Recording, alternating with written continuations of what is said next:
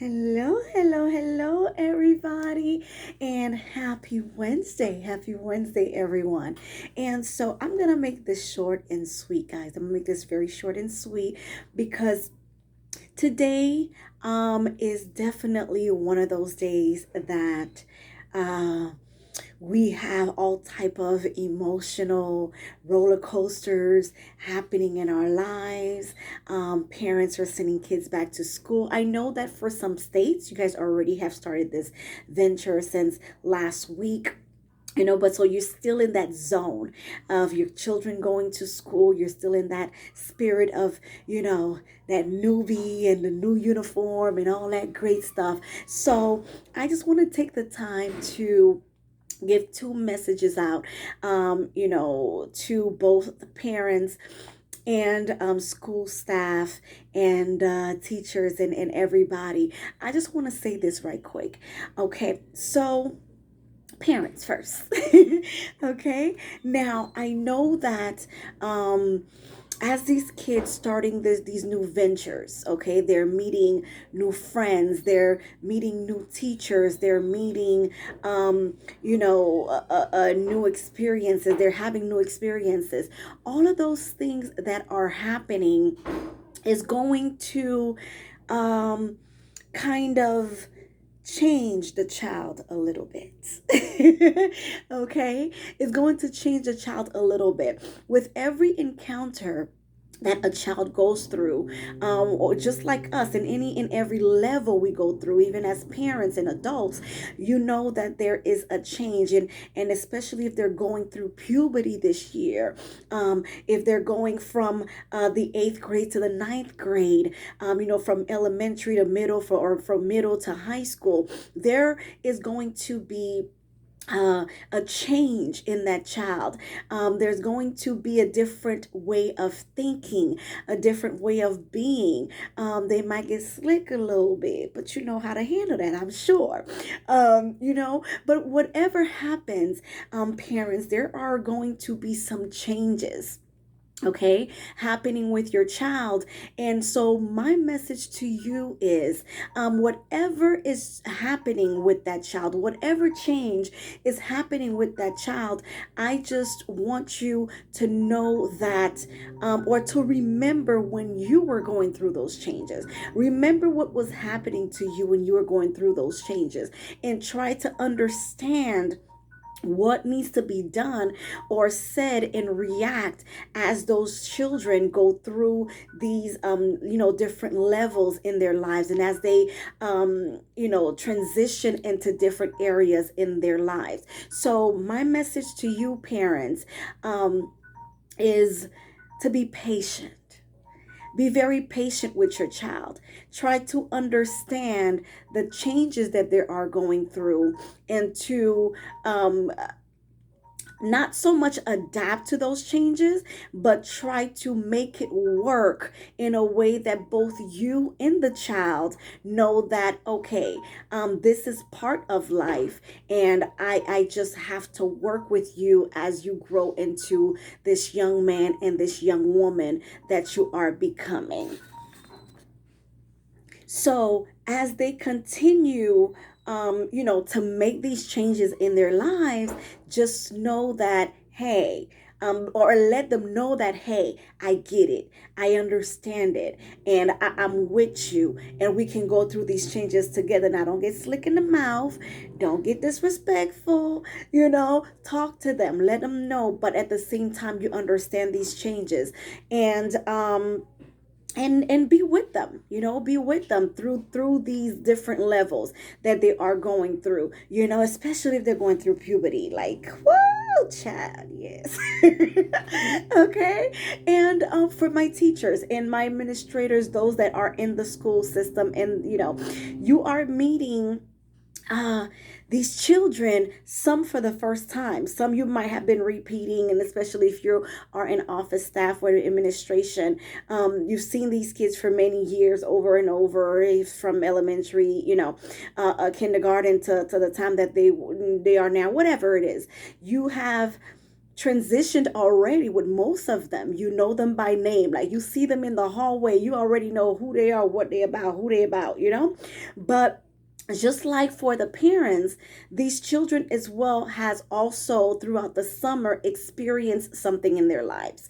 Rather, it was a change in their lives. Like for my son, for an example, he's attending a new school in a new state that he's not familiar with. And I spoke with him this morning, and he's like, "Oh my gosh, mom, my school is cool, but it's like all Asians."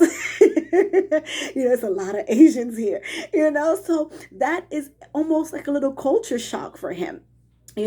So for the school, for the teacher that don't know my son, like if he starts like acting a little weird, he might be like, "What's wrong with this boy?" But remember, he's going through a culture shock. He's going through a transition as well. So as the students coming in, they're coming in with things that happened to them throughout the summer. They could have had a death in the family that impacted them. They could have had something psychological that happened to them, overall that impact their judgment, their understanding, their patience. You might have remembered a student last year being so bubbly and happy and just like breath of fresh air. And then this year they come in and they're quiet, they're antisocial, and you're like, what happened to them? So there also can be a transition. Okay, something happened with that student of yours. So be very patient, teachers. Okay, I know some of them need Jesus. I got you. I get it. I've seen it. Okay, but be patient and try to understand what's happening. And if you cannot understand it through the child, most parents have provided their phone numbers, a way of contacting them. So contact the teacher or contact the parent and said, "Hey, so and so, kind of changed a little bit. Did anything happen last year?" Just so you can understand the nature of what's going on with that student of yours and why they are different, or vice versa. Or whatever it is. So teachers, administration, parents, overall, my final thought on this is that this is a team thing. Okay, this is you and I raising these kids together. I really look at the teachers that are in my children's life as parents to my children because they're with you all day. Thank you, by the way. But they're with you for the majority of the day. So you kind of play more of a role as a parent to my children more than I do at times because they spend 5 days a week with you. What is it, 10 hours a day? So it is, imperative that the teacher and the parents get together and have a dialogue and have conversations and able to reach each other. And I know teachers, it's a lot. You see a lot of students, you have 30 something kids, and if you have different block schedules to be in every child's life is hard. But if you see there's a child that has an issue, that has a problem, don't hesitate to contact the parent. And vice versa, parents, be sure to check on that child. Call the teacher, send an email.